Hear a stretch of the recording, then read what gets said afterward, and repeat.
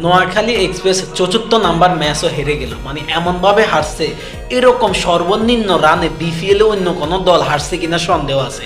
মানে নোয়াখালী এক্সপ্রেসের ম্যানেজমেন্টের মাথায় কি ব্রেন আছে নাকি সব নিচে নেমে গেছে তা নিয়েও এখন সন্দেহ হচ্ছে।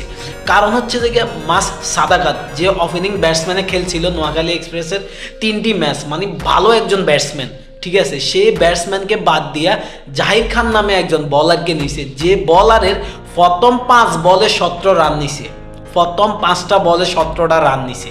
মানে আমি একটা জিনিস বুঝি না, মাঝ সাদাকাতরে কেন উঠাইতে হবে ম্যাচ স্কোয়াড থেকে? তারা তাকে বসায় রাখছে, নামাইছে কাদেরকে? মোহাম্মদ নবী, সৌম্য সরকার, মুনিম শাহরিয়ার। মানে মুনিম শাহরিয়ার শর্ট রান নিতে যাই ও আউট হয়ে গেছে, মানে যেটা শর্ট রান নেওয়ার কথা না সেটা শর্ট রান নিতে যাই আউট হয়ে গেছে। তারপরে দেখে হাবিবুর রহমান সোহান, ভাই আপনার কথা কি বলবো, মানে 3টা ওভার পর্যন্ত খেলাটা ফাইন ছিল, ৪৪ নাম্বারের জায়গায় 2টা উইকেট, মানে যেটা মায়ের বল না সেটাও মারতে যান, যেটা ঠেকানোর বল সেটা মারেন। মানে কি বলবো, একদম মানে মান ইজ্জত সম্মান সব শেষ। নোয়াখালী পুরো বৃহত্তম নোয়াখালীদের মান ইজ্জত একদম শেষ।